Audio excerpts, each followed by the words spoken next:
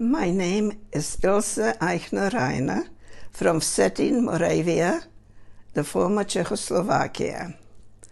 Born on December 21st, 1929, I was deported during World War II at the age of 11 and a half to Theresienstadt. I am one out of 100 children out of 15,000 who survived. Later on, I was sent to Auschwitz-Birkenau, slave labor Kurzbach, and survived the horrible death march.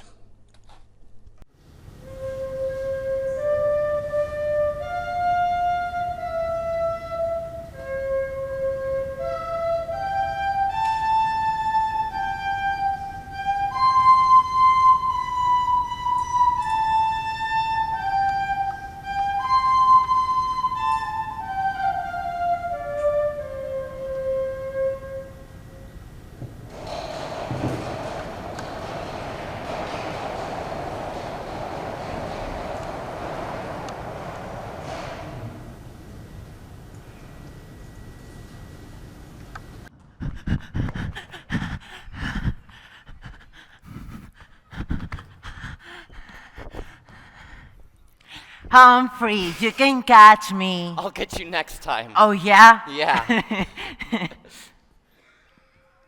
Hey, Pavel, come play hide and seek with us. Music's not gonna help you keep your strength up. Couldn't you at least play a happier song? Pavel. Hey, Miroslav, where are you going? We're in the middle of the game, and you are it. All right, but no one else is gonna get past me. Oh, yeah? Yeah. Hey, Miroslav! Quick, Jonah. Humphrey, you can catch me. Humphrey! You can catch anyone. There's still Ava. Oops, I'm away from home Better base. watch it. No, you better watch it. You're it again. You are it. You are it. You are it. No, you're it. That's not fair. You were off base. But the game was over. No, it wasn't. He didn't start counting again. But Elena's right. Ready? I don't want to be it. Those are the rules. Ava, I'm hungry. We're going to play again. But I'm hungry. Start counting. All right, but it's not fair. 1, 2, 3, 4, 5, 6. A train! Is it empty or full? I can't see from here. It must be full. There weren't any transport notices. More people? There's not enough room now. Or food. I'm going to see what's going on. We're in the middle of a game. You can't get out of playing. You're it. You're it. You're it. You're it. I don't care. Eric, we're not allowed near the trains. Let me go. You could get shot. Don't worry, I know how to hide. Okay? You hide and I'll be it. That's not what I meant. Eric! Ava! Don't go. Okay. I'm going to be it.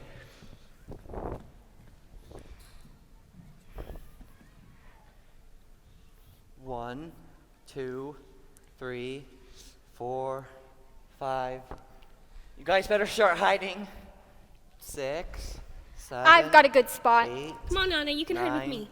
10, 11.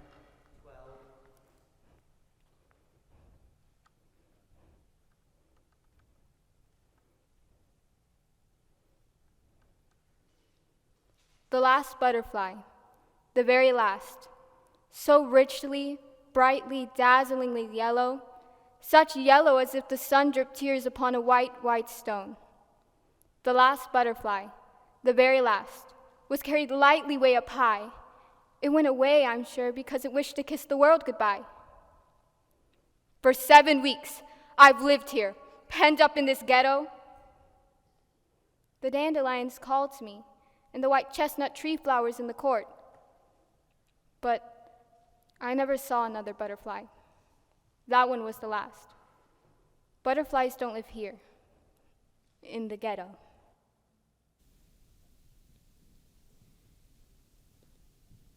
I've lived here in the ghetto more than a year, in Terezin, in the Black Town. And when I remember my dear old home, I find I love it more than I did. I want to go home again. Home. It makes me think of sweet spring flowers.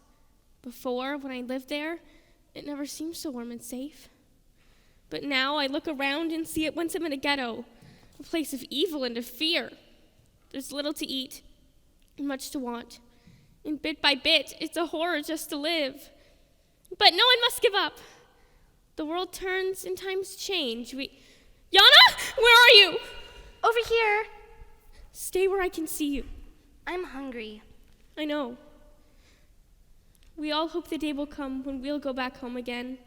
Now I know how dear it is, and often I remember it.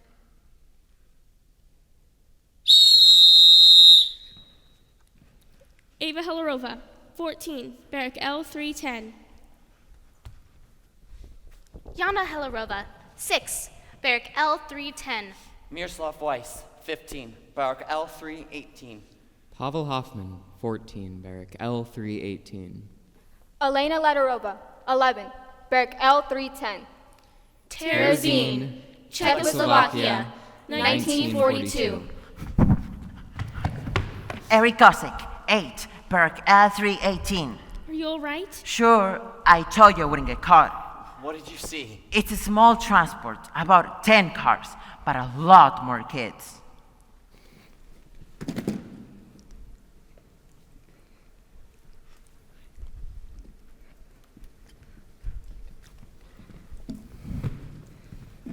Gabriela Wentrova, 12, 83 Saletna Street, Prague.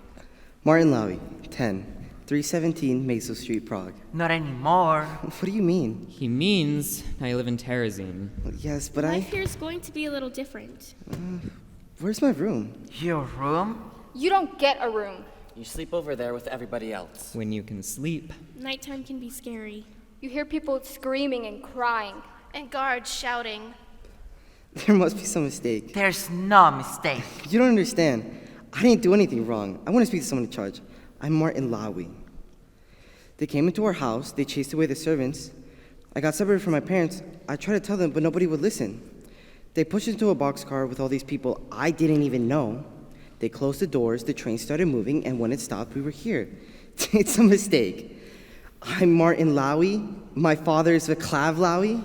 My mother is Attila. I have a little brother, Joseph. I live at 317 Mazel Street in Prague. We all used to live somewhere else. Do you understand? I don't belong here. And I'm hungry. I haven't eaten since they took us from the train. Oh, he's hungry. Eric. We wait in line at 7 a.m., noon, and 7 p.m. to get warm water with neither salty or coffee taste and a crust of bread. Sometimes they give us moldy potatoes. When we're lucky. My mother's a wonderful cook, and she used to sing with opera. That's how she met my father. He was a musician, and ouch! Oh, something bit me. Bugs. You'll get used to them. Where's the adult in charge? Who? He wants to see Colonel Run. No, you don't. Where are the parents? Some are in the camp. Not ours. No, not ours. Some can set other places. I want to go home. Yeah. So do we all. I don't know where they took my mother and father. Ava. The guards have gone to go process the new prisoners. I'm going to go find Miss Kovkova. Be careful. Bring everyone to the storeroom behind C17. And don't leave anything lying around. Unless you want it to go missing. You'll get used to it. Just have to remember the rules. Miroslav went to get Miss Kavkova. We're going to try to have school. School? It's secret. They don't want us to learn anything here. So we have to be careful, like hide and seek. Why do you go to school if you don't have to? Just hurry up. Follow me.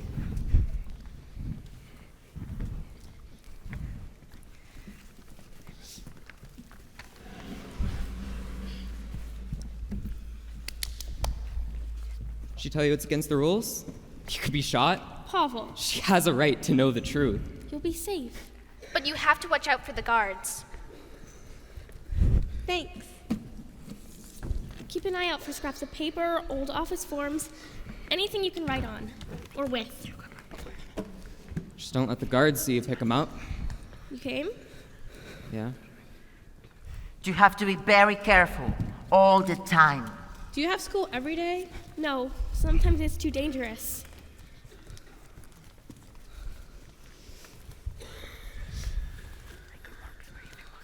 Where's Miss Kovkova?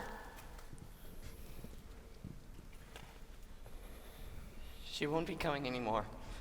You mean she's dead? Yes. How? She was shot. For what? Doesn't matter. I want to know! No one would tell me. No more school. Eric! She was my friend. I saw a man shot. He wouldn't get on the train. For a second, it looked like he was flying. I wonder if it feels like you're flying. Did they find out about the school? I don't think so. You don't think so? Were you followed? No! Are you sure? They would have come by now. You put us all in danger. What are we going to do? We're gonna stop breaking the rules. We're gonna stop this stupid school. We're gonna stop giving them reasons to kill us. They don't need reasons! Miss Kovkova isn't dead because of the school. The school is what kept her going. And we're going to continue it. What? How? Who's going to be the teacher? I've got her books. We can teach each other. You're crazy. We're going to be careful. Someone will always be watching. And we're going to continue this school in her memory. We can go through her books later. We can figure out who can teach what. Here. Today I can do a history lesson. No. Today should be for poetry. Poetry. But we don't have time. Miss Kavkova loved poetry. She helped me and Eric write a poem. History. Really? Poetry. No, you're gonna get us all killed. Pavel. Don't worry. I won't give you away.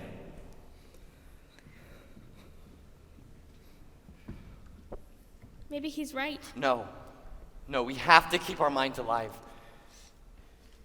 You guys read the poetry. I'm gonna stand guard.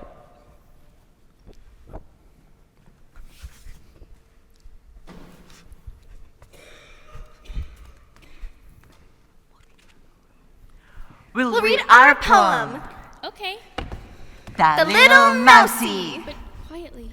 A mousey sat up on a shelf, looking for a flea deep in his fur, but he couldn't catch it. It was hidden way inside his skin. He turned and giggled, knew no rest. The flea was such a nasty pest. His mommy came and searched his coat. She caught the flea and off she ran to cook it in a frying pan. She then called to the little mousey, "Come and see. For lunch, we've got a nice fat flea."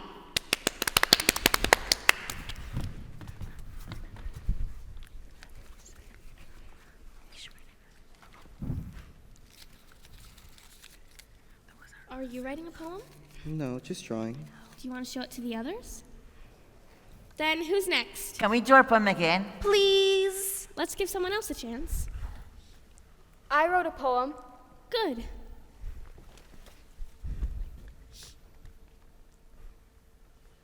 In silence, the dream reel slowly unwinds its thread, and the heart, like a loom, slowly weaves that thread. The dreamer tried to reach for that thread, but fell, and never found her way back to hope. I don't like that poem. Mine's called Birdsong. She doesn't know the world at all, who stays in her nest and doesn't go out. She doesn't know what birds know best, nor what I want to talk about.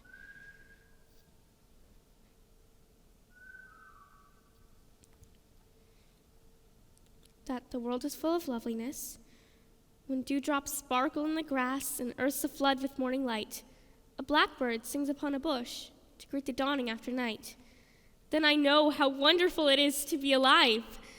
Go to the woods someday and...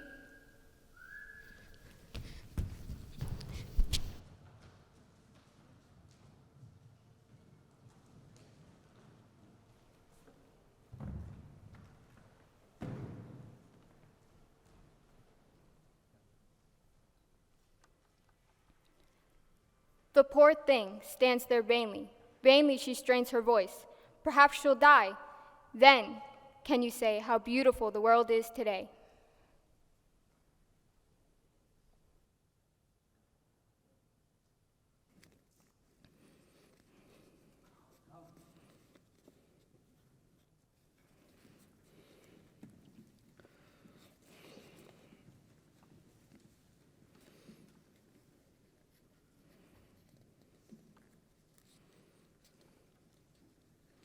Dear brother, it may seem strange that I am writing you, as I don't know where you are and couldn't mail this letter even if I did, but I will write you anyways and save the letters until we see each other again. I'm in Terezin, Barrack L 318. It used to be a fort, but not anymore. There's many grown-ups and many children. The older kids work in underground factories during the day, but we have a secret school where we write, study, and draw pictures. I like drawing the best, but we aren't given any paper. Yesterday around dusk, I saw a soldier throwing out some forms. I hid for a long time until I was sure he was gone. It was very scary. I snuck over to the trash barrel, reached in, grabbed the forms, shoved them in my shirt, and made it back to the barracks. The forms have German writing all over them. I'm not sure what it says, but the backs are blank. I don't like it here. I wish I was back home in Prague with you and Mommy and Daddy. The other kids make fun of me, but at least I can draw. I'm drawing a picture of our home, so I remember it by. And I'm drawing a picture of me and Terezin, so you remember me. See you soon. Love, Martin.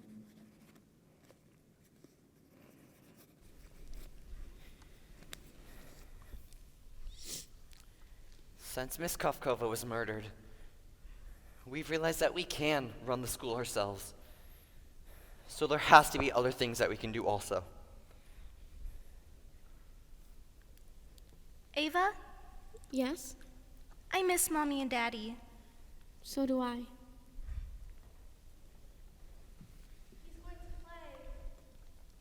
Where did they go? I don't know. She's watching me again. When will we all be together again? I don't know. When? Someday. When? Soon. When? When I grow up, I'm gonna be a Nazi soldier. Then I'll be treated well. Why did they take us away? We've been through this. Why? Because we're Jewish. Why? Because we were born Jewish. Why? Enough, Yana! The Germans started making a film here yesterday. It's propaganda to show the world outside. Yesterday I heard a bird singing. Another spring. The Fuhrer presents The Jews with the City.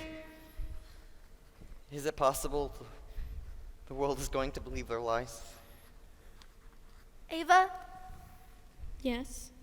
I love you. And I love you.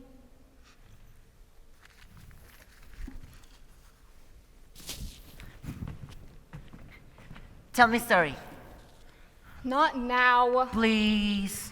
Martin, Ava, I have an idea. Stay here. Once upon a time, there was a little girl. A little boy. Whose story is it?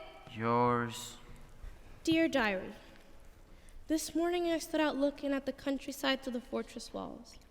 The blue of the river, the red, yellow, and purple of the spring wildflowers and butterflies. Once upon a time, there was a little girl. The green mountains and small houses far in the distance.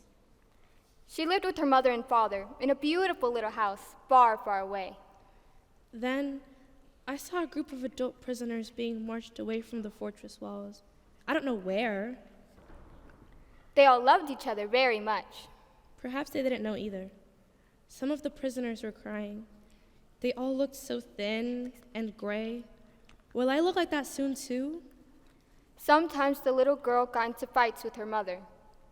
But deep down, they loved each other very much. You already said that. Shh! One That- morning, the little girl and her mother had a big fight. They said some terrible things, and she ran off. Later, when she came back home, her mother was gone. Then I heard some gunshots in the distance. Maybe the guards were shooting rabbits. Later, when she came back home, she was gone. and she never got to say she was sorry. The end. That story stinks. It makes me sad to think I can't go out to the countryside and pick wildflowers. But I do believe that one day, all of us will be free. Everybody, Martin, Ava, and I are going to do a skit. Yes! Shh, not too loud.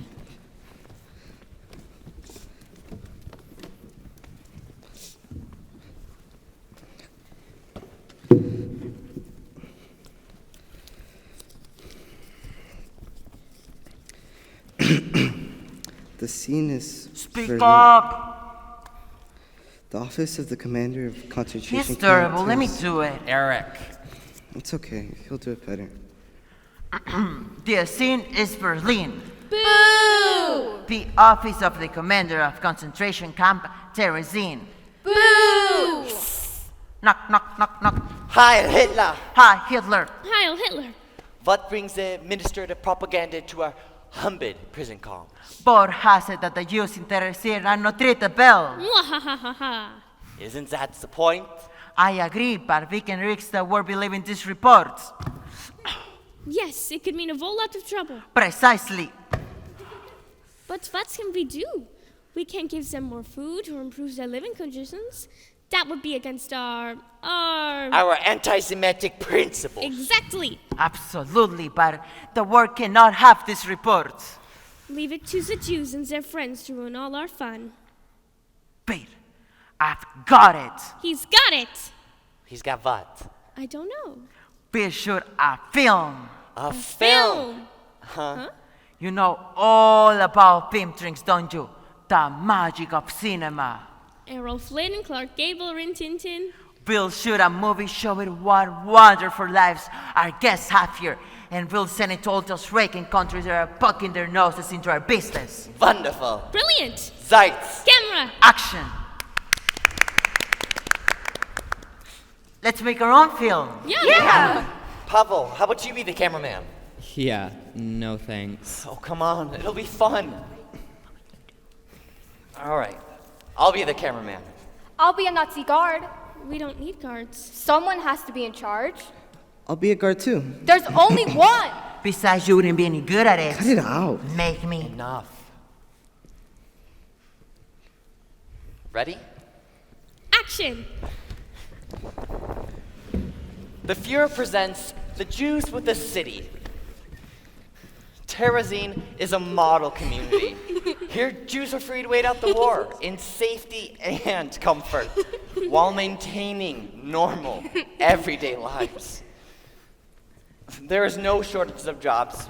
Work is plentiful, and everybody happily pitches in to do their share. Food is served family style in a large dining hall, and it certainly looks like people are enjoying it. For healthy bodies, there was a program with regular athletic activities. Ready? On your mark, get set, pow! Don't run too far. Cultural events take place often.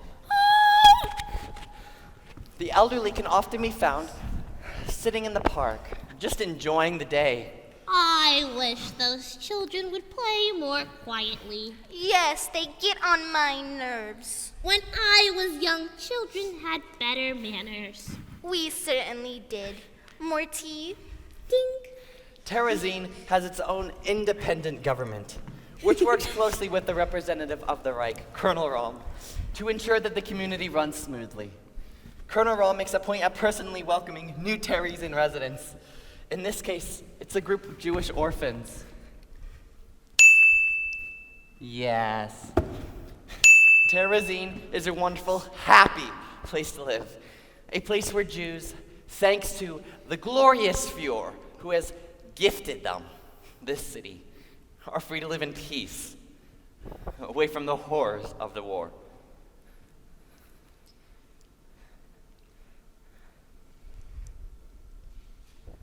I wish that I could fly away to somewhere very far from here. Where grown-ups laugh and children play, and people do not kill each other.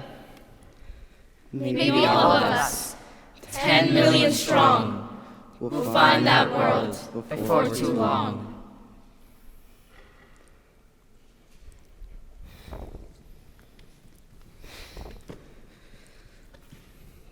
The Germans, they make their propaganda movies, and they show them to the world, and the world chooses to believe their lies.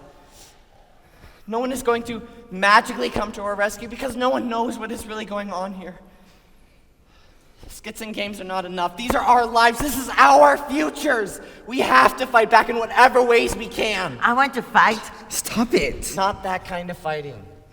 Some of us can write poems. Others can keep diaries. And you could get shot for it. Yes. But why? Because it's against the rules. No, because there's power in the written word. So what if we organize the writing? We document everything going on here, the good and the bad.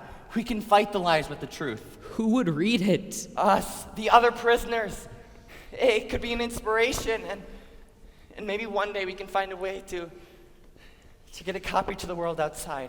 I wrote for my school's newspaper. And I was editor of mine. You were? We can do it, Ava. We don't have a printing press. We can handwrite the copies. We'd have to find a lot of paper. That could be your job. And who put you in charge? What? You said they're our lives, right? So who put you in charge of them? I'm not in charge.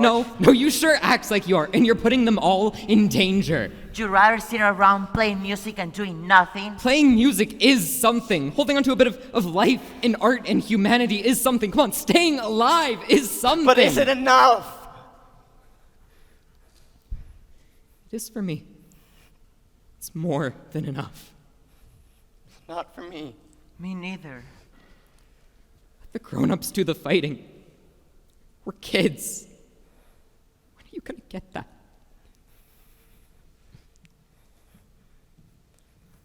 Anyone caught doing this will be killed. We're not going to get caught. I won't put the little kids at risk. Then you and I can put out the first issue alone. That's not fair. Okay, then after that, it can be each person's decision. It's gotta have a name. I know. How about Vadem? We are leading. I love it.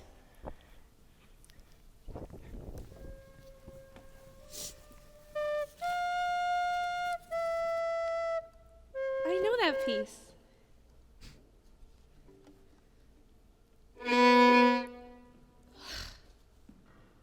I give up.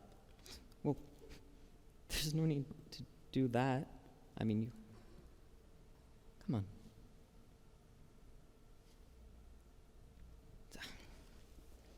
You're lucky they even let you keep your violin. I used to study the piano, but I'd die if they took my violin away. at least I kept this. It's not a piano, but it's something. I couldn't live without music. Hardest part's having to play everything from memory. Maybe we could sort of play together. Teach each other. Yeah, I don't know about that. Of course. I don't play very well yet. I mean, it just takes some practice, right? You could do it. I'm 12. I'm 14. My name's Pavel. Pavel Hoffman.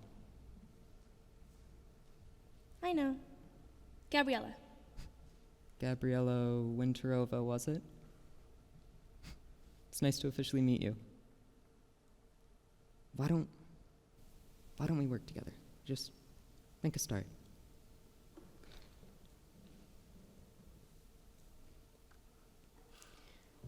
Everything leans, like tottering, hunched old women. Every eye shines with fixed waiting, and for the word when, you believe every bit of news you hear.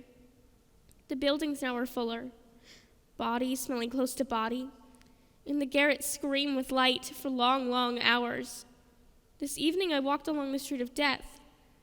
On one wagon they were taking the dead away. Why have so many marches been drummed here? Why so many soldiers? Then, a week after the end, everything will be empty here. A hungry dove will peck for bread. In the middle of the street, we'll stand an empty, dirty hearse. Terezin is full of beauty. You just have to look for it. Perhaps through you, with you, I could put on blinders. It's the only life, and art, and love. I know. Let's play house. I'll be the mommy, you'll be the daddy, and Anna will be the child. No. I want to play my best meal. My best meal is chicken soup with tons of noodles and roasted chicken and potatoes and oranges. No! We're playing house. Now, give mommy a big hug. That's a good girl. Now give daddy a hug before he goes off to work. That is not going to work. Why not? I have a holiday. Okay, then you can play with the baby. She can play by herself. Well, if you're not going to the office and you won't play with the baby, then... Oh, I know. You can help me with the housework. Okay, but first, I want you to make me something to eat. Okay. What would you like? I would like chicken soup with tons of noodles and roasted chicken and potatoes. Eric! You're not playing right. Ava, I found it. I found it, the underground room. I met Bertold Ordiner, the blind artist. I don't believe it. You can't imagine what that place is like. The stench. It hits you 5 minutes before you're even there. And the filth. There's no toilets. It's just holes. I didn't think I would find it at first because no one would talk to me. They said that kids didn't belong there and they didn't want to be responsible. But finally an old woman gave me directions. Only I got lost. There's hardly any light, but Ava, he sleeps in a place that's, I don't know, maybe 5 by 5. He sleeps on the dirt floor. You would think nothing but an animal could exist there. But when you open your eyes and they finally adjust and you look all around and the whole place is filled with these beautiful little sculptures that he makes. He makes them out of bits of wire and garbage that people bring him. He was so happy to speak to me. Did you take notes? It was too dark. Do it now, before you forget anything. I think Miroslav's newspaper is a good idea. They're going to get themselves killed. If you were going to write an article, what would it be about? I wouldn't. I'd write about us, finding each other here, in this place, playing music in spite of everything. Are we going to practice or not? I'd want people to know about this. I asked Bertold Ordiner do you wish you weren't blind? He thought for a long moment before responding. Sometimes, he said. But oftentimes, I find my blindness to be a blessing. You don't need eyes to think, and when I concentrate, I can think myself away from this, away from the dirt and filth, and travel to beautiful places. It's going to be a wonderful article. Have you finished your editorial? Almost.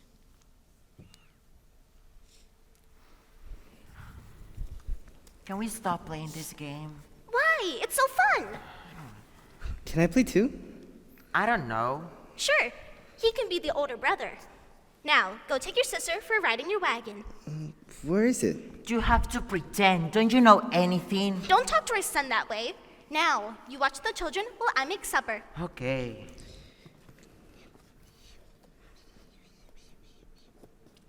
What are you doing? Taking my sister for a ride in my wagon? It's just pretend, Elena. I'm not Elena. I'm a Nazi soldier. And Jews aren't allowed to have wagons. It's just a game. No, it isn't. Why did you let them take our son's wagon away? Why did my daddy let him take away my bicycle? Because daddies are just daddies, but Nazis are the law. I don't want to play anymore. You ruined our game, Elena.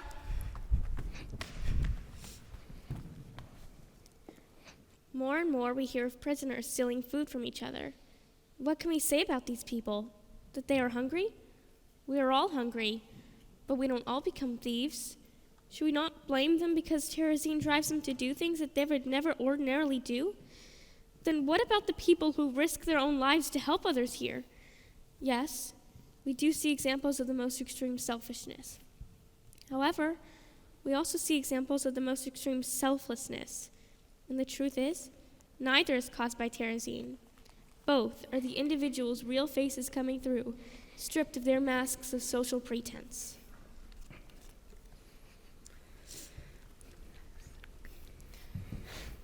Videm, Volume 1, Issue 1.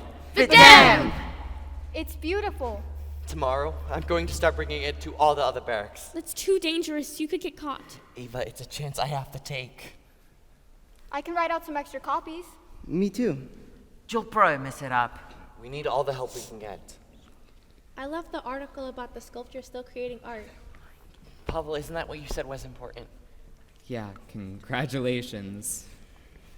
Maybe you can do a piece for the newspaper. Talk about the musicians and the secret concerts. I don't think so. Come on, Gabriela. Come on. I want to write an article. Me too. About what? I don't know. We agreed not to put the little kids in danger. No, we agreed that after the first issue, it would be each person's decision. Yana is not going to get involved. That's not fair. Yana! I'll help you bring it to the other barracks. Here, first we're gonna need more copies. I get Elena to start. Have to be careful.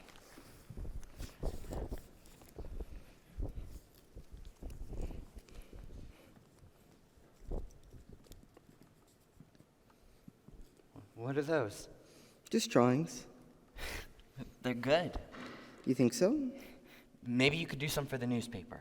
Really? Yes. This one's you tearing down the walls of the camp. Using words as my weapon. Here, you can have it. Thanks. I've done lots of pictures of all the other kids. Have you shown them to them? They just make fun of me. They do it a lot, don't they? This one's Elena's house. You know she's always missing it so much. You know, I think she would like it. You do? A lot. Here, be careful with these. You cannot let any of the guards see them. Don't worry, I've got a special hiding place. Good. Why can't I work on the newspaper? Because I don't want anything bad to happen to you. Because you promised Mommy and Daddy. And because I love you.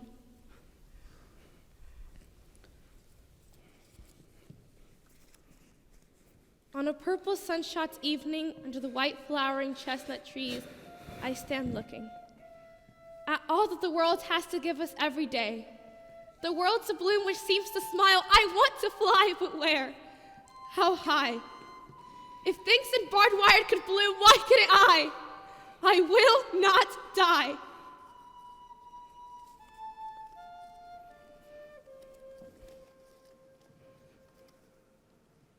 Thank you. It You're looks welcome. just like my old house. You're welcome. Do you think if I describe my mother to you real well, that you could draw a picture of her for me too? Maybe.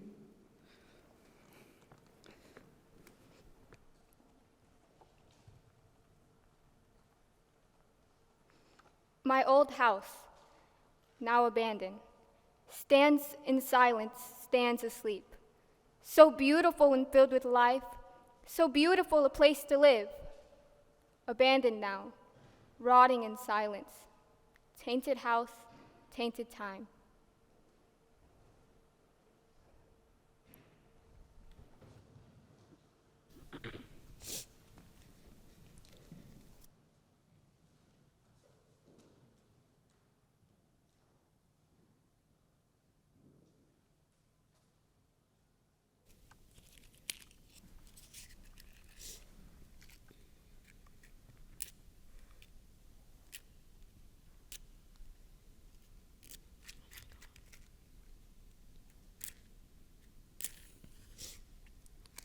Baruch atah Adonai, Eloheinu melech haolam, asher kitshanu v'mitzvotav, v'tzivanu lahadlik ner shel Shabbat.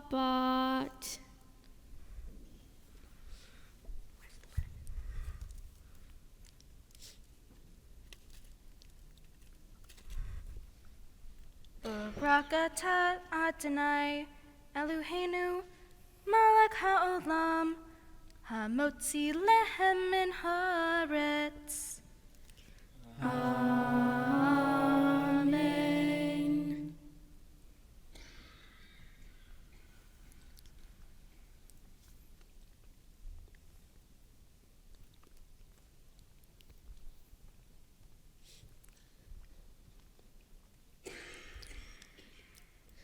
Twilight. Only a dreamlike whisper of prayers as day journeys to evening. 2 flickering candles weep their tears of wax. Rustling pages, the breath of prayers, a breeze. Sabbath, the day of stillness comes. We've known such longing for centuries. We are waiting to find our home again. Toward the gleamer of light in the dark, dark night, we shall lead the way. With our eyes open wide, we won't be denied.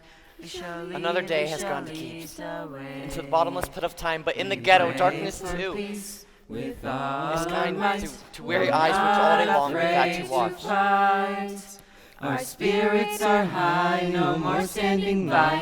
We shall lead the way. When the battle is done, we shall sing as one. We shall lead the way.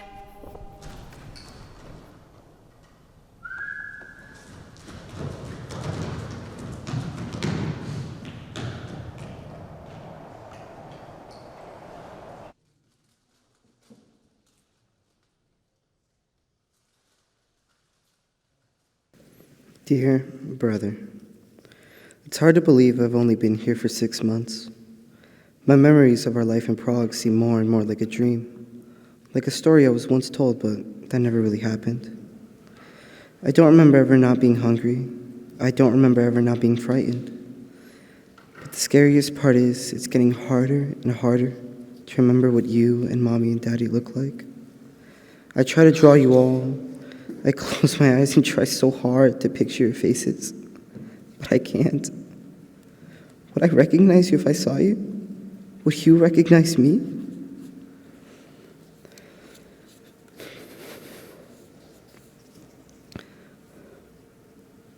They started to do a lot of work around the camp. Old buildings are being painted, new structures seem to be being built, gardens are being dug. They put up a sign calling Terezin the Jewish settlement area.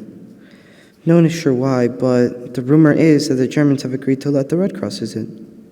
Hopes are high that conditions will change, and not a moment too soon. Despite the fresh paint, things have gotten so much worse. There's even less food. There's even more sickness. This morning, Elaine and I saw a mother holding a small child. It was maybe 1 or 2 years old. It was so hungry, it didn't even have the strength to cry. A hawk was perched nearby on one of the fortress walls, watching. It knew the child was about to die. When I get out of here, when I grow up, I'm going to become a doctor to take care of sick children. Love, Martin. P.S. I drew you a picture of the mother, the baby, and the hawk.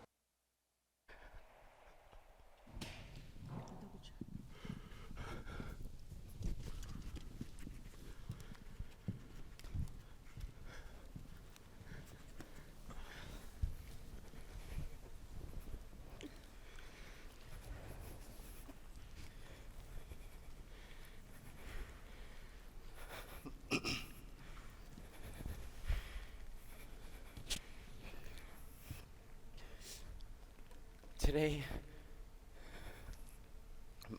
Martin Lowy was executed. A guard caught him trying to write a letter to his brother. We're going to dedicate the next issue of Adem to him.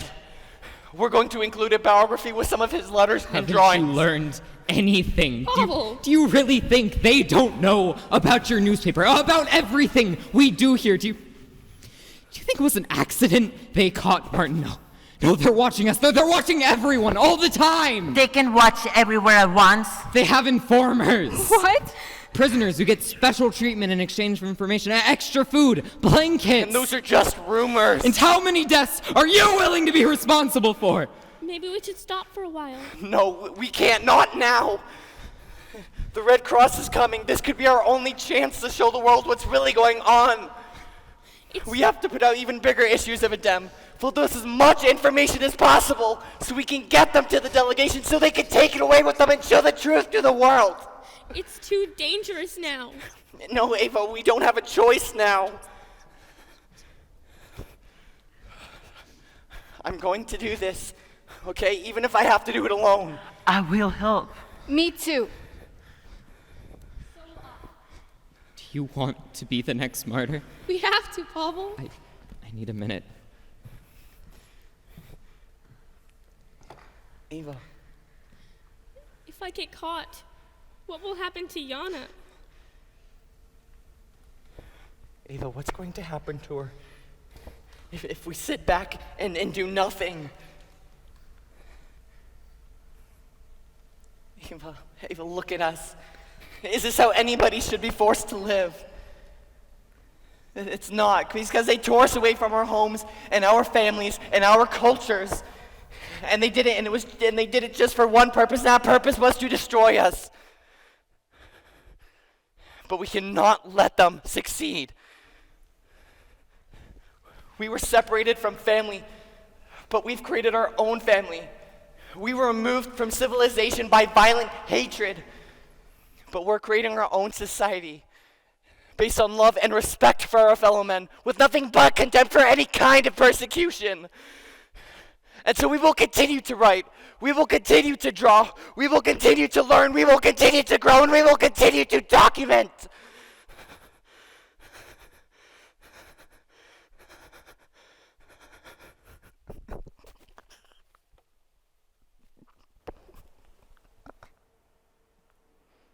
A little garden, fragrant and full of roses.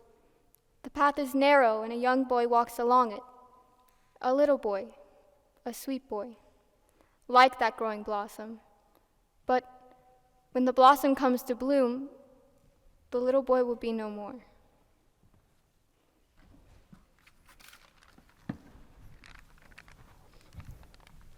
Don't you touch Martin's things! I just wanted to You leave his stuff alone, I mean it! Miroslav wants to put some of Martin's drawings in a newspaper. You don't get to touch his things! All you ever did was make fun of him! Ava! It's okay. Put them down! Eric, put them down. But you said... Put them down.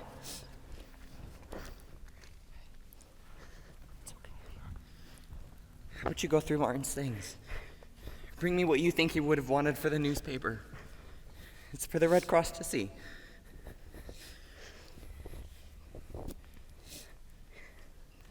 He was my friend. I know. Can I help? Just leave me alone!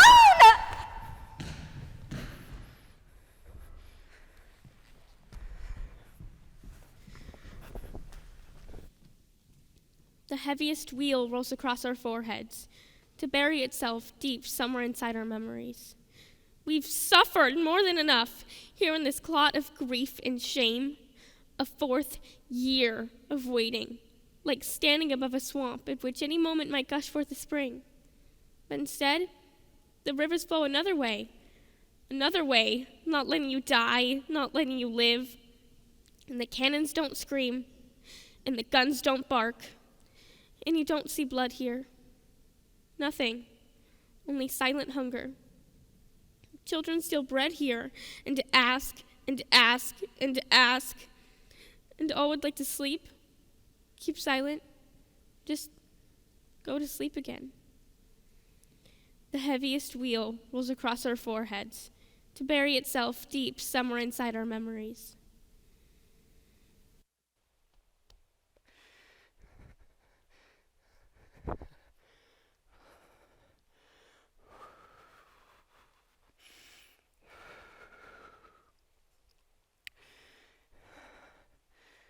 Videm report. Wandering around Terezin. The central morgue is situated deep in the fortifications, accessible only through a maze of windowless tunnels, and regularly carts with dead bodies rattle along the stone floors, the bearer's steps echoing underground. Stacked throughout the wide alleys are wooden coffins. Some are full and ready to be taken away, but others are empty and waiting for inhabitants.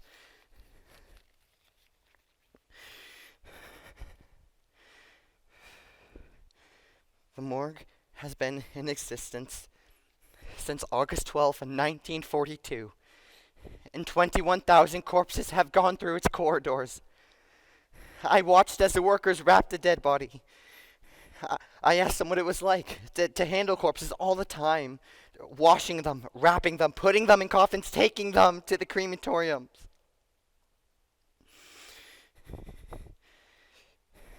We take our work very seriously, I was told. Although the authorities won't permit us to bury them as custom dictates.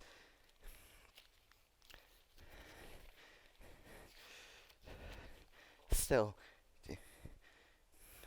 we treat the dead respectfully. Last September was a perfect example, because that month we had to prepare over 4,000 dead bodies. There was no time to eat. There was barely any time to sleep, but we did not fail. They didn't fail. It couldn't have been their physical strength that kept them going. It had to be something more.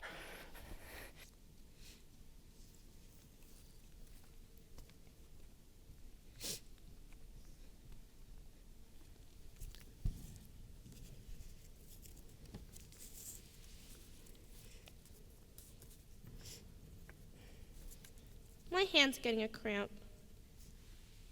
What if we die here? Ava. We could. I know, but I try not to think about it. But if we did, wouldn't it be horrible to die, virgins? Ava! What if Yana heard you? I'm tired of worrying about Yana. We're young, we're supposed to have fun. Supposed to's don't matter anymore. You're right, they don't. So, wouldn't it? Wouldn't it what? Be horrible.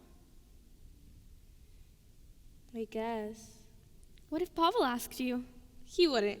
But what if he did? Do you think about it? I don't know. I think about Miroslav. I know. What do you mean? The way you look at him. Did he ever say anything to you about me? Once. Really? What? He said to watch you. That you could write a page of Videm faster and neater than anyone else. He's not human. He's driven. I might as well be a boy for all he cares. Boys are strange. My mother told me that once. She said if you're interested in one, you usually have to be the one who speaks up. Maybe I will. Will what? Speak up.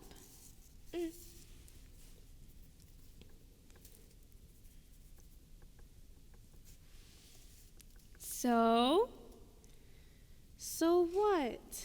You never answered. Do you think about it? We're falling behind. Do you? Yes. And? Sometimes I wish he would ask, but I wouldn't say yes. Neither would I. I wouldn't.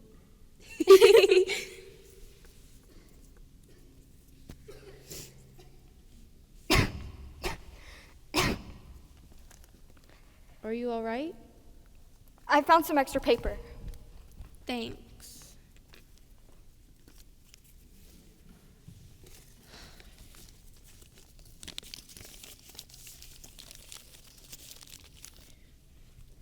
We better get back to work. You wouldn't want to disappoint Miroslav.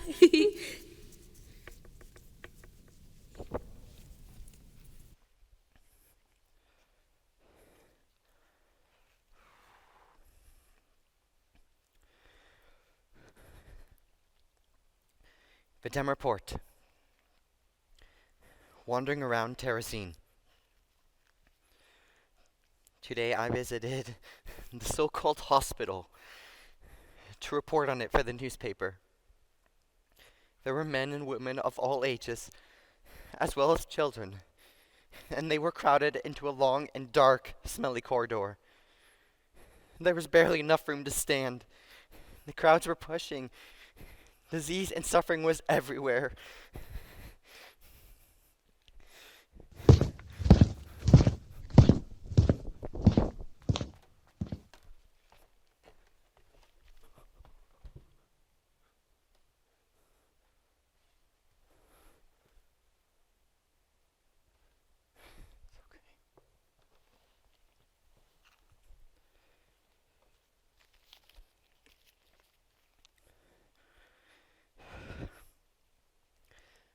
I started to worry about the own dangers I was placing my health in.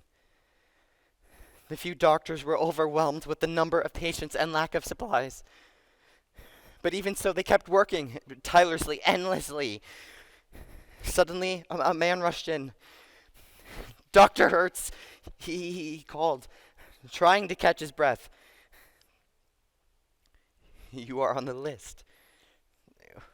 What list? Dr. Hertz asked. Still working, not even taking his eyes from the patient. The Polish transport list. You're leaving tonight. Dr. Hertz is one of the handful of doctors in the camp. And for a short time, the entire area was filled with a death-like silence. But finally, Dr. Hertz spoke. Then I will have to work fast. There is much to do. He worked right up until the moment he had to leave for transport.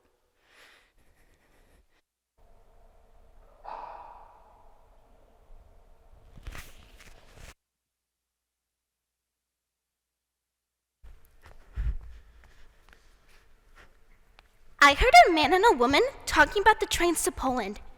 They said they take you to bigger camps where they kill thousands of people at a time. With gas. Don't cry, Anna. I'll protect you. I promise. I won't let them kill you. That's great. Where did you learn it? From my father. My parents used to go dancing all the time, and before they go out, they'd always save one dance for me and my brother. We had so much fun. And then the next morning, I'd have my mom tell me everything about it. Who was there, what they were wearing, what music was playing. And she would. And then she'd tell me, just you wait, Gabby. When you're a little older, boys will be lining up at your door to take you dancing every night. My parents were very strict. I mean, they loved us, but they're just old-fashioned.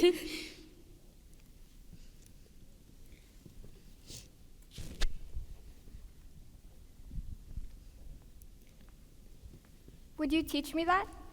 What are you doing, sneaking up on us? Will you teach me that? Sure. See, you start on this foot. No, this foot. And maybe we should stop for a while. Why? You don't want to get sick. Marta didn't get sick, and he's dead. And my parents didn't get sick, and what's the difference?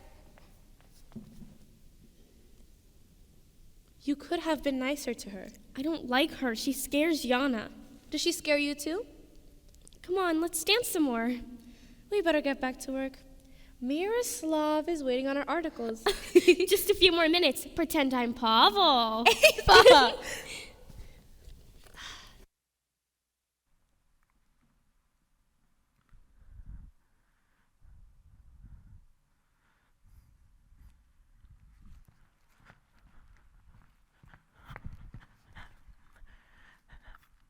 Bedtime report. The old woman. A March storm has covered everything with snow. This afternoon, I stood watching the people.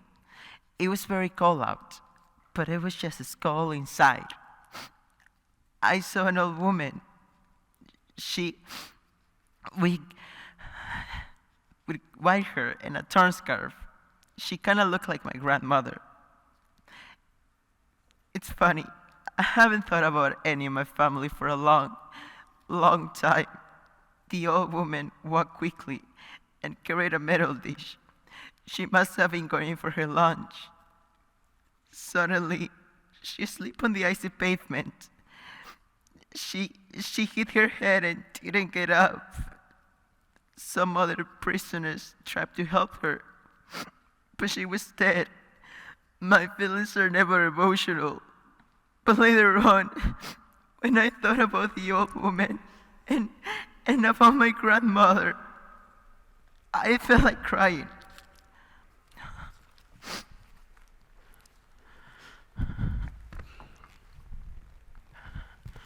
Eric, do you want to play? I don't have time for games anymore.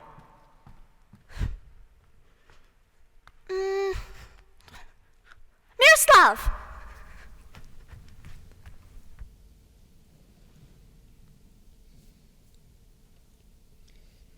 Vidam report.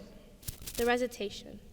On March 18th at 6:30 p.m., Vlasta Shanova recited Makas May in Barrack L203. A terrazine attic, dim light, freezing cold. 50 to 70 people starved for culture crowded into a few square meters, willing to risk their lives to hear a poem. A gong signaled the start of the performance. Vlasta Shanova's recitation was perfect. It was a song, it was a picture, the expression on her face, her gestures, all filled us with the spirit of the piece.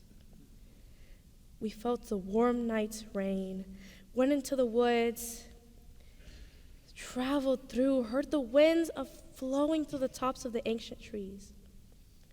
The beauty, the magic, the power of the spoken word. Did Pavel go with you?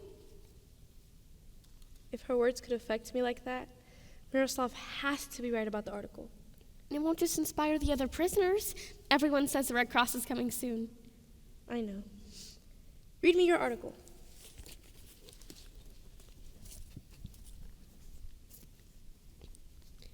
Vidam report. Rules. One of the hardest rules to live with in Terezin is the rule that rules change every day. For some time, we haven't been allowed to walk on the sidewalks. But yesterday, it was decided that we are only to walk on the sidewalks. Of course, there is no announcement, but once the first lawbreakers were beaten, word quickly spread through the camp. Another new rule is the flower rule. I was walking by the walls, trying to see the crocuses beginning to bloom outside the camp, when a guard stopped me. He didn't look much older than me. Someone's coming!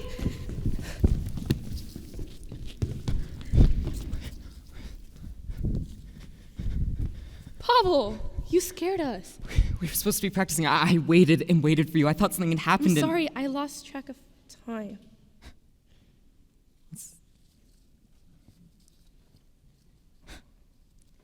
Report. I told you not to let them talk you into this. Nobody talked me into anything. I want to do it. Why? So you can end up like Martin? I could end up like Martin by walking on the side of the streets the wrong day or by picking a flower. What if tomorrow's rule is that we can't play music or sing or whistle or hum? Look, I don't want you to die, please. Are we living if we can't even ask an adult to give us music lessons? If we have to sneak into our dark attic to hear poems recited? Come on. Just, fine. Take the paper.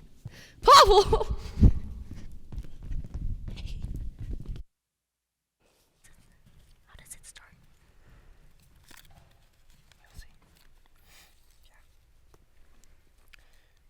Start with the Vidam report.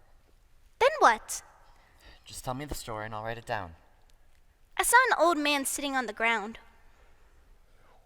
What did he look like?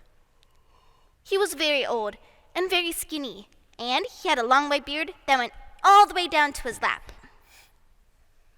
Anything else? He had only one tooth. This one. Good. Why was he sitting on the ground? Well, there was nowhere else to sit. He was trying to eat a crust of bread, only he couldn't, because the bread was too hard for that one tooth to chew. But he kept trying. I told the old man that some of my teeth fell out too, but that Ava said new ones would grow. Miroslav, wake up! I am awake. Isn't my story good? No, it is. I'm just very tired.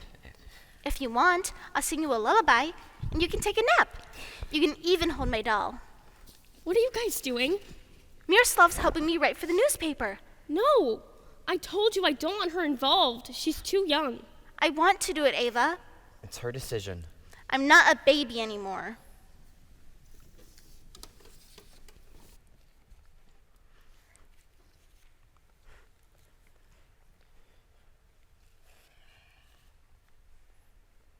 What happened next? I told the old man I was sure he'd grow new teeth too.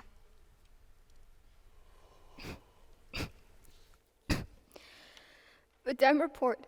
The typhus epidemic that is raging through Terezin claims more and more lives. The rumor is that it was deliberately started with the transport of infected prisoners that the Germans scattered about the camp. The rumor is that the Germans scattered infected prisoners about the camp. It's more economical than transports to Poland. We have come to believe that anything is possible.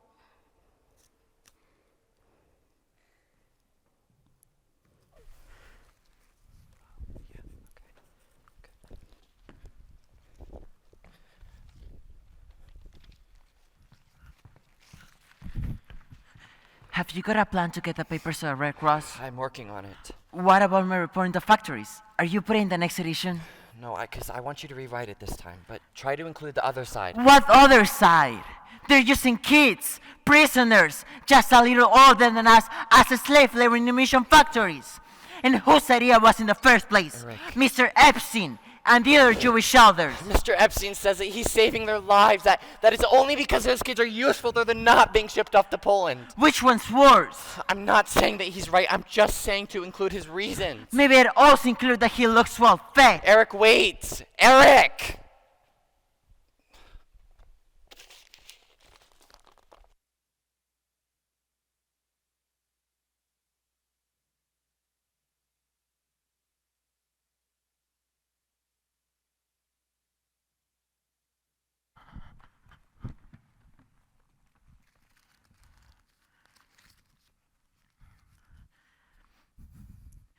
Bedem report.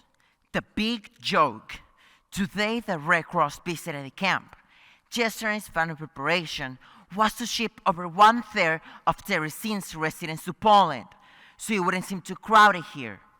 This morning, old Mr. Epstein was given a new suit and a top hat and named the mayor. He was the only Jew to tour with the City Cross visitors. He was accompanied by his chauffeur. Of course, his chauffeur was really an SS officer in civilian clothes. The delegation had a lovely day.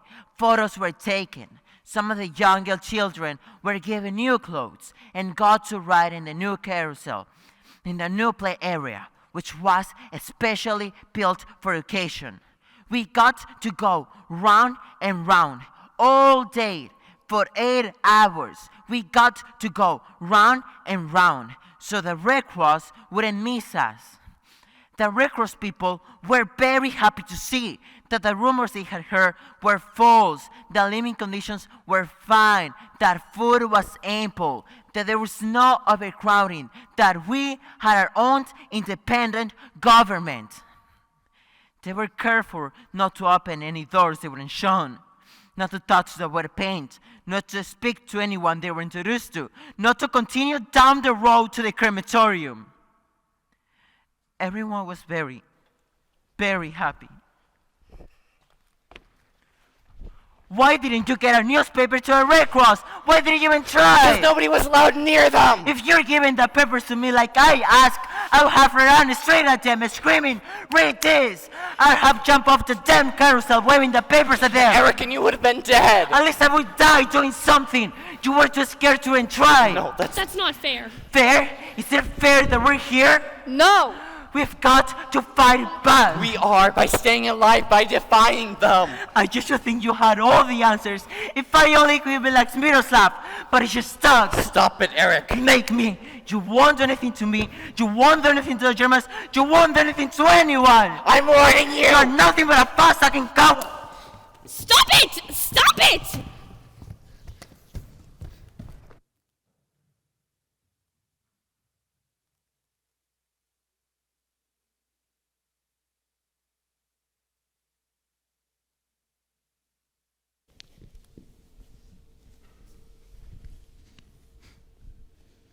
Close your eyes. Pavel? Close them. Come on. Okay. Okay, now put out your hand.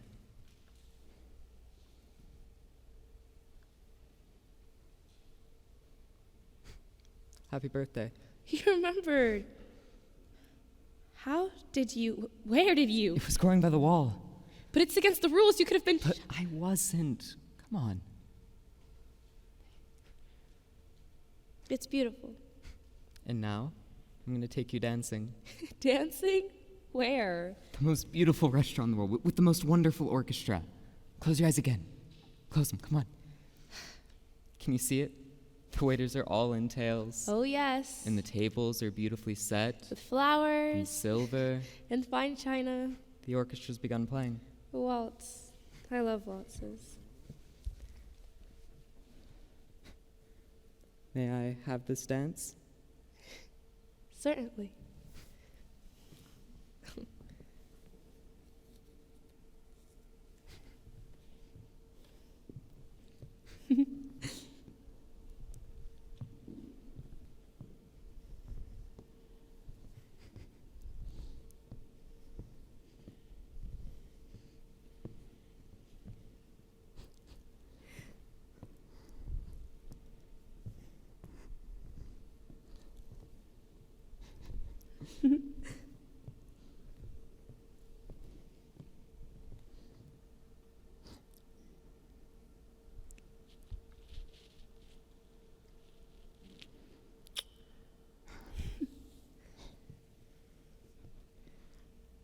I love you. I love you.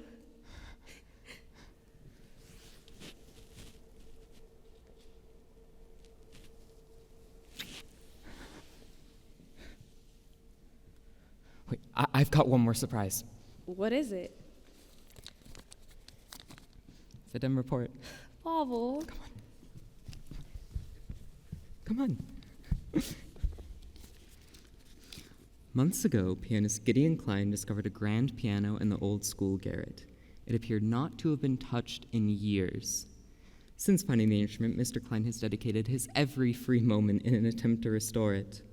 He broke many rules and he took many risks, but the result is he's going to be able to play a concert tonight in the garret for as many people as he can squeeze in. The opportunity, Mr. Klein said, to give a gift of my music to my fellow prisoners makes all the risks worthwhile. The concert's tonight. Will you go with me? Of course. We should probably head there now. It doesn't start until 7, but that garret isn't very big.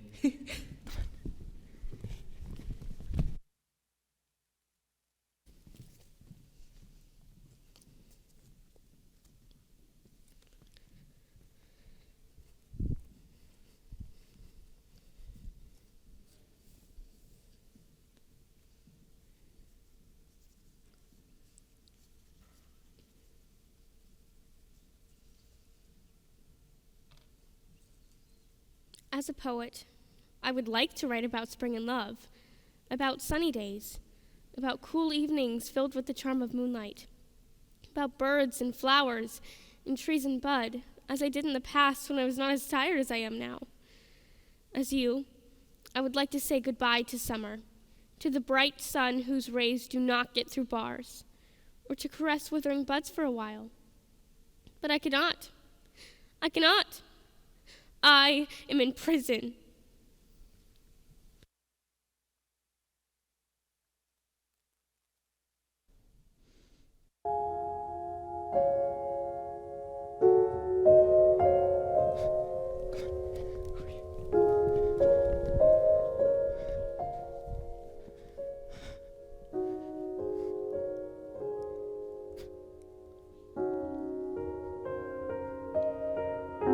Half a century it is since anyone so much as touched this piano, since anyone let it sing as it was meant to. Loving hands which strike softly or which thunder, the music of this man is as heady as the heavens before it rains. And the springs under the weight of excitement forget to squeak, and it's amazing. Half a century since anyone so much as touched this piano. And now with closed eyes this fine musician sits, and with closed eyes his fingers lovingly search the keys like veins through which the blood of music softly flows. And as the kiss of a knife can free the blood, so the touch of a key can free the song. And this man cuts all the veins, frees all the blood, touches all the keys, frees all the music, and causes the very air to sing. To sing. Although the harsh fingers of the jailer may restrain us, your music is as heady as the heavens before it rains.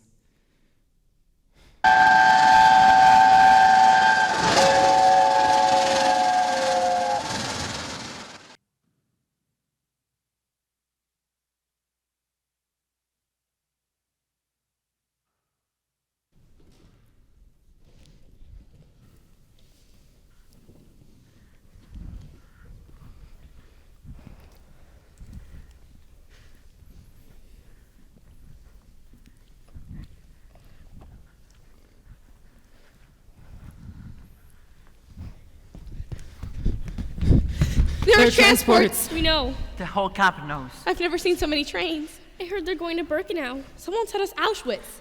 Who cares where they're going? Ava, my doll I broke. care. Ava, my doll! Not now. Pavel, We've been through it all before. It's all right. Not like this. They say they're going to ship out the whole camp. They who? Everyone! They say the Atlas are getting close, so the Germans want to speed up the exterminating. No, they've been wrong before, and they can be wrong again. And I say this time they aren't. Ava, she's broken! Here, Yana, fix your doll.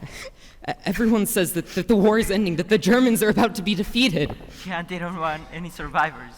A man who knows someone who works in the secretariat told me the same thing. He said his friend overheard one of the guards say that things will go badly for them after the war, if there are witnesses. Exactly. it would go just as bad if the Allies discovered a camp full of bodies. Which is why they're shipping everyone to Poland, where they can use the gases and the mass crematorium. You don't know that! Otherwise, they just machine gun us. All here. Pavel?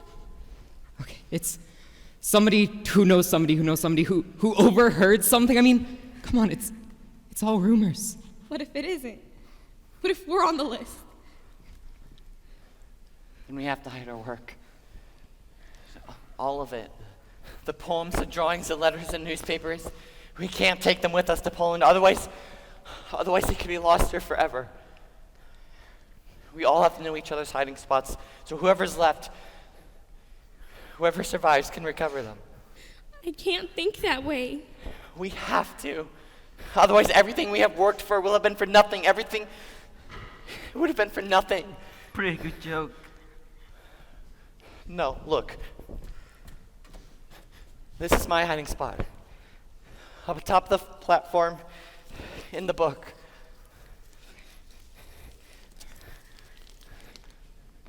This was Martin's spot. I'm putting my writing in with his.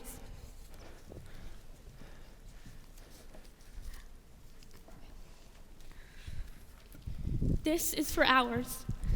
Mine and Yana's. I don't want to go to Poland. We're not going anywhere yet. This is mine. And here's mine. Eric. I don't care about my super riding. I care about fighting back. With what? With whatever I can. Rocks, sticks, my feet.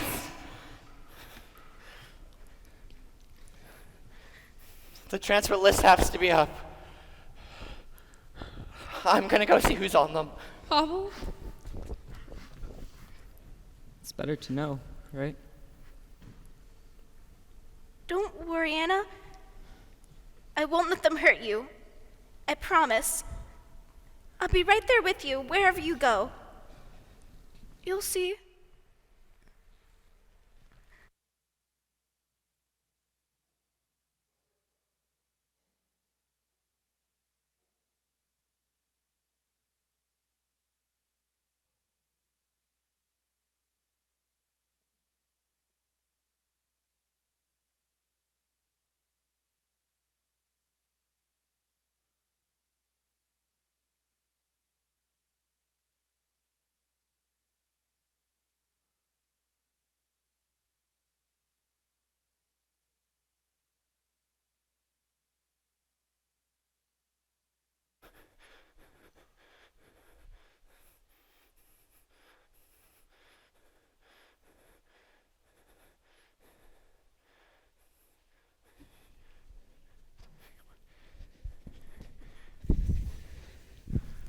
Can you get any closer? There are too many people now. Someone's up front reading out the names. Bachner Peter, Bloom Alfred, Freeman Nina, Hochberg Mark, Cohn Liana, Langova Mariana. Ledorova Elena. Mayor Erica, Bakova Hanna, Redlick Franz, Stein Milan, Sinkova Ruth, Ullman Hans, Weinberg Yosef. Weiss Miroslav. No!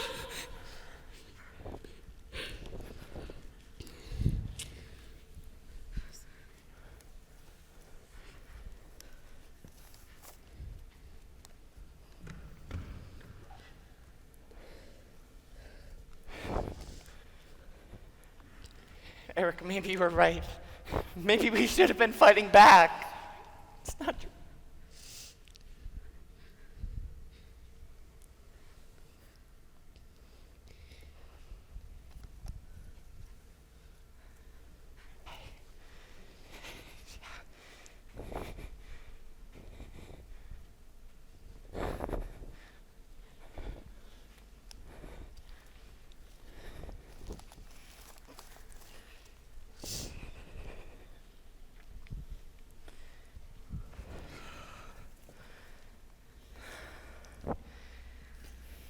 Dear Diary, this is my final entry. I'm scared, but I'm going to Poland. I'm scared.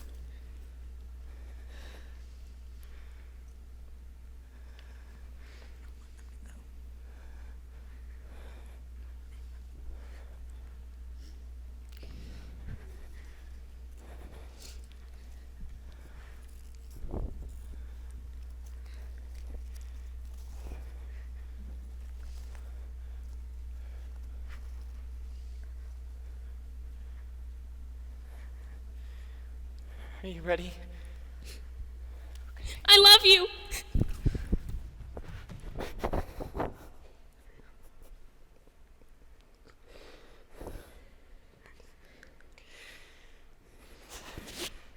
It's going to be okay.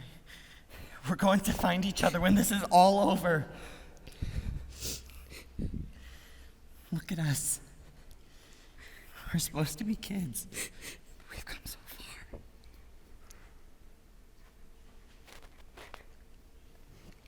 I promise it'll be okay. It'll be okay. It'll be okay.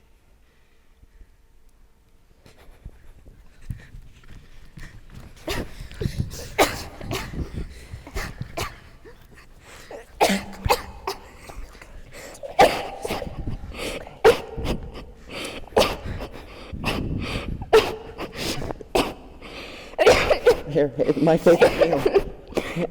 It's that strudel with warm baked fresh.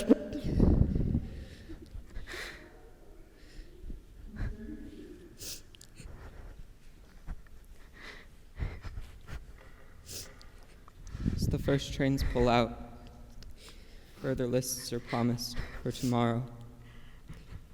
They are going to kill us all. They're going to try. Ava! Pavel, I'm afraid. Yeah. So am I.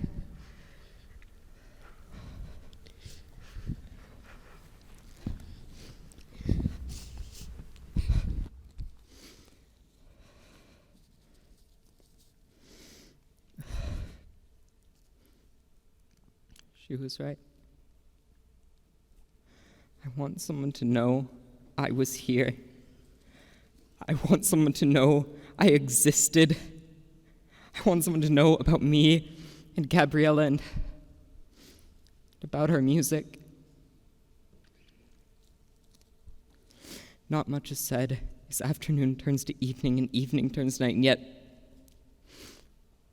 there's this strange sense of solidarity. Tonight, there's only candlelight. And as we sit in the barracks, the shadows on the walls seem fantastic. Nobody feels like sleeping.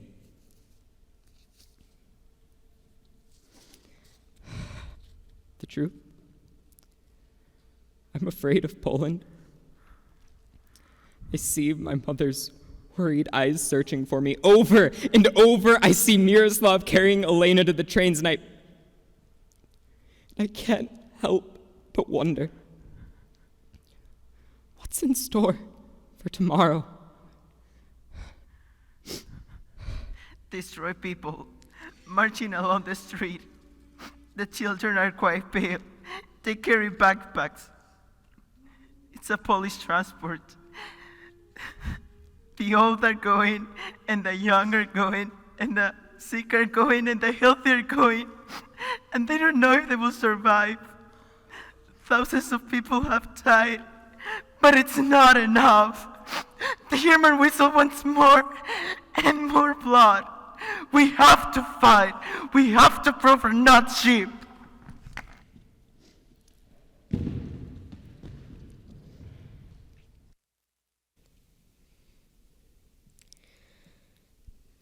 Listen now, it's time. Listen now, it's time.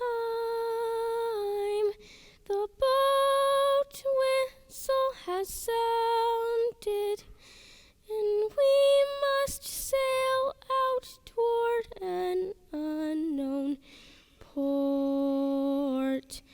We'll sail a long, long way, and dreams will turn to truth. The wind sings songs so far away. Oh, how beautiful the name Morocco. Just look up to heaven and think about the violets.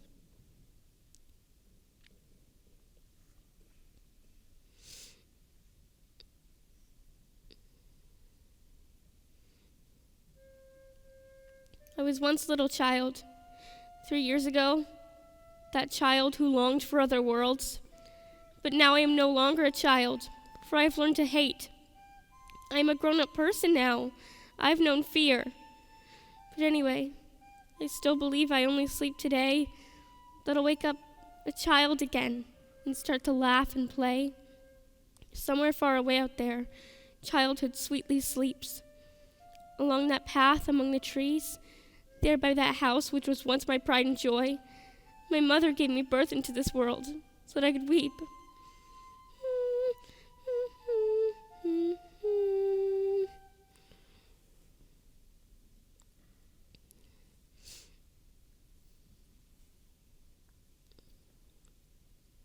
In the flame of candles by my bed, I sleep. And once perhaps I'll understand that I was such a little thing, as little as this poem. Those 30,000 souls who sleep among the trees will wake, open an eye, because they see a lot. They'll go to sleep again.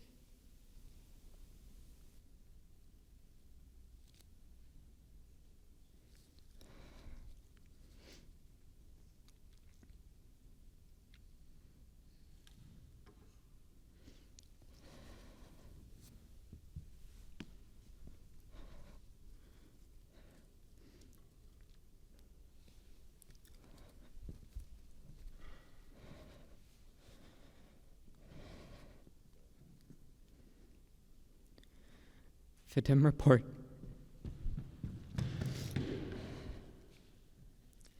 Tonight, Eric Kosick fought back.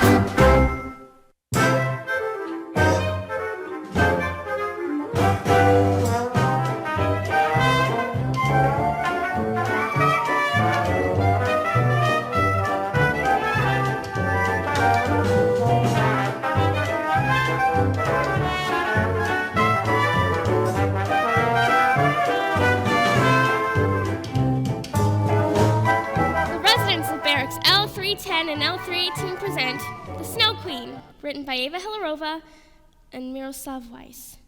From the story by Hans Christian Andersen. Puppets made by Yana Hilarova, Gabriela Winterova, Elena Letarova, and Pavel Hoffman.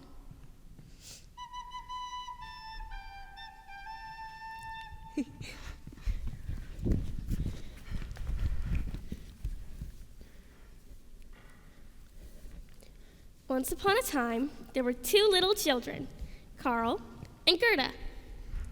They lived in a big city in little garrets across the alley from each other, which their parents had connected by means of a roof garden. Hello, Gerda. Good morning, Carl. Do you want to play? Oh, yes. We are so lucky because our parents built this roof garden so now we can play together without having to go outside. But be careful, there's still room to fall down the street, and it's a long way down. I'll be careful, Carl. This is so lovely. I wish we could stay here forever. Not me. When I grow up, I want to see the world. And then I'll have a big house out in the countryside with a big garden and trees and grass and everything. Oh, yes. And then we could grow lots of food and never be hungry.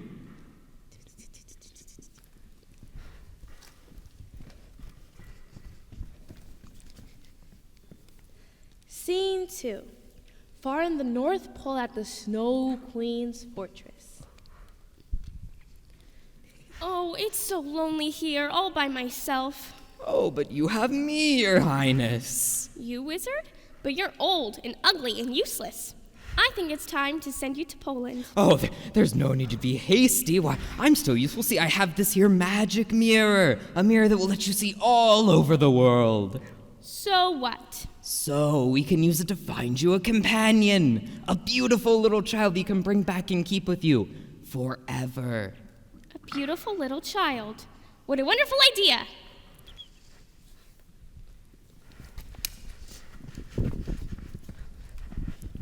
Scene 3. Carl and Gerda's roof garden.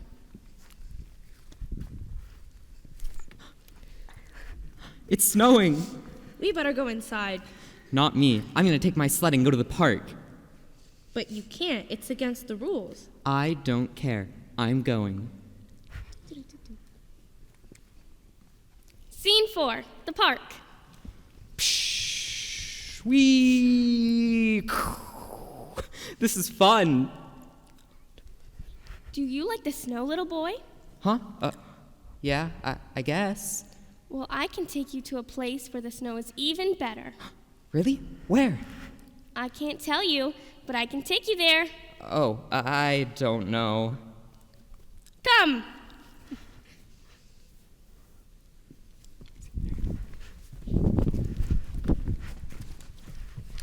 Carl? Carl? Where are you?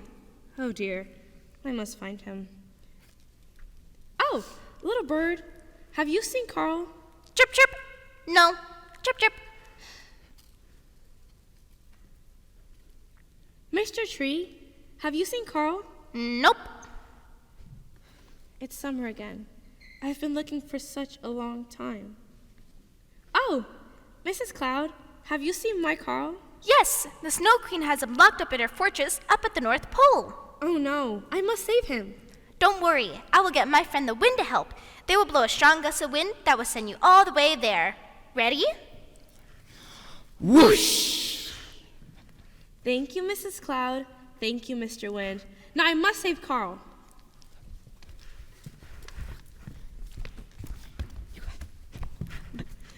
Scene 5, the Snow Queen's fortress.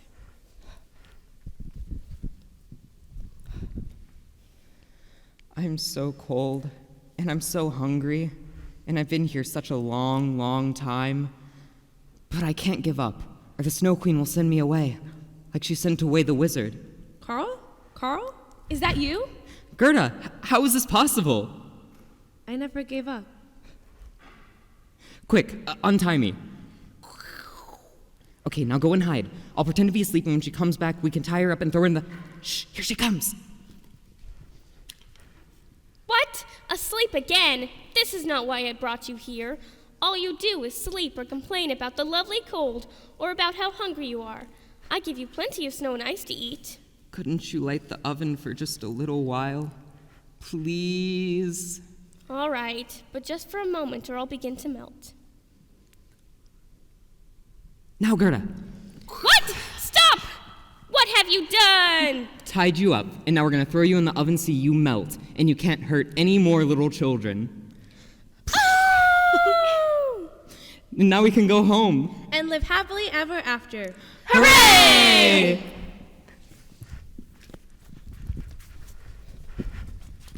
The end.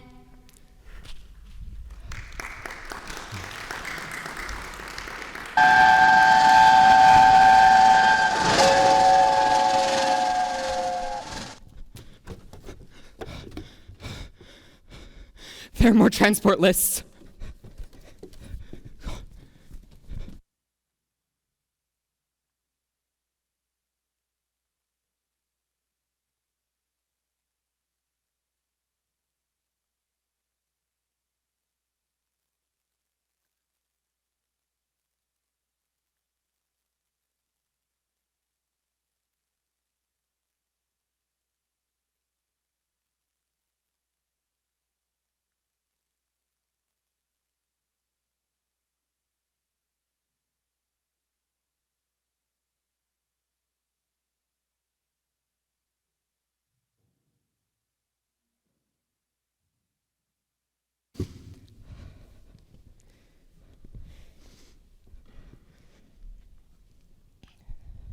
Eric was right.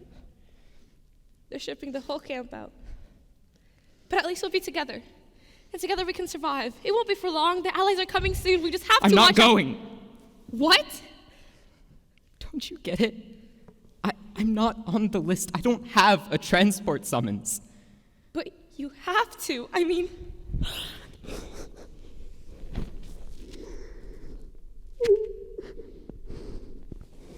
You know what? It doesn't matter. I'll get on the train anyways. They won't care if there's one more kid. No! Or I'll take someone else's summons. You can't. You're safer here. I don't care. We have to stay together. We can't.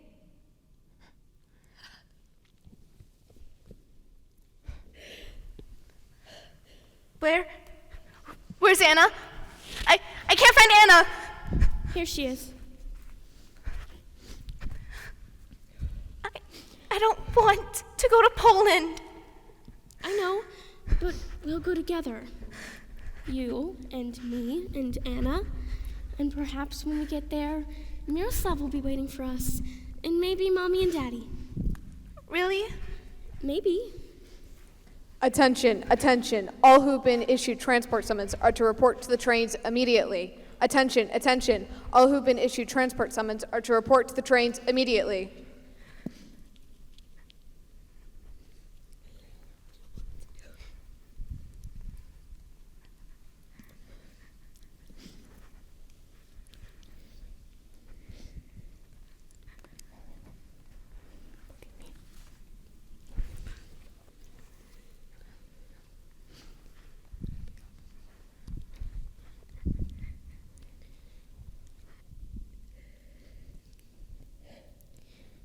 We've got to go. Not me. No. No. Gabriella, you have to.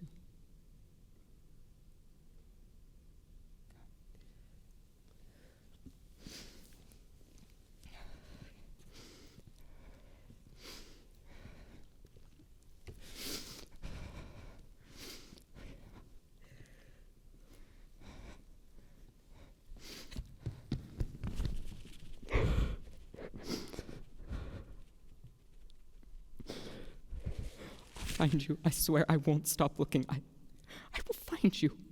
I promise.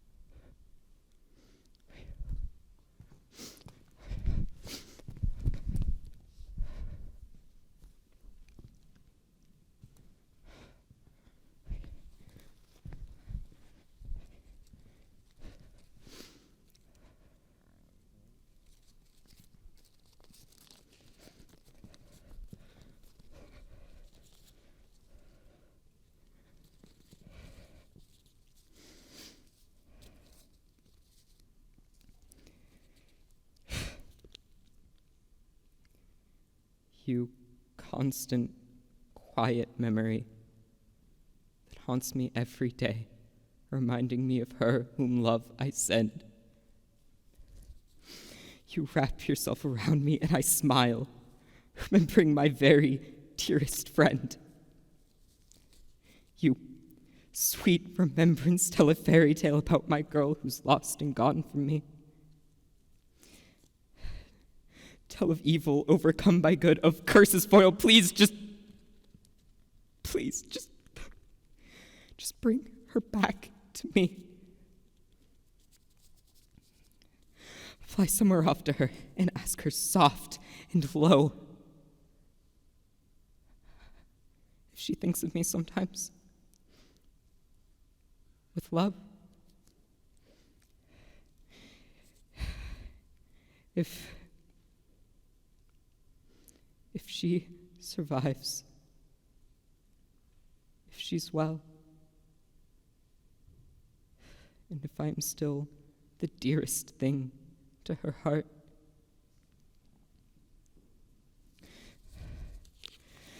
Then hurry back and don't lose your way so I can think of other things.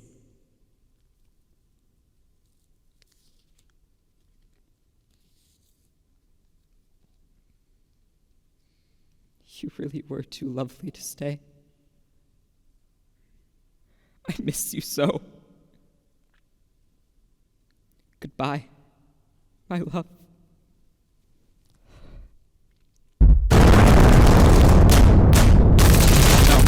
No.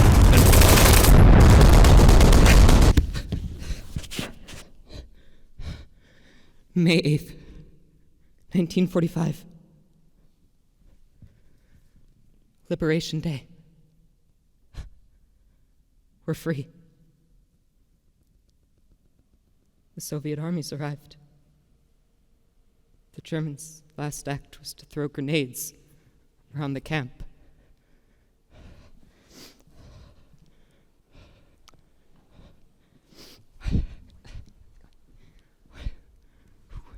Мы здесь, чтобы помочь вам. Вы свободны. I don't understand. What?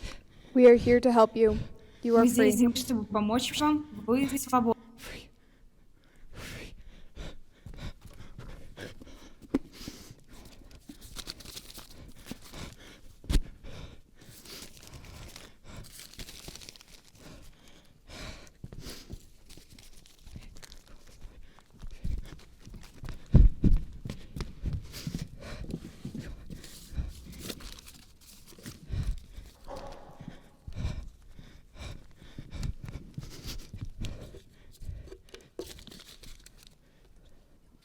We are here to help you. You are free. Yeah.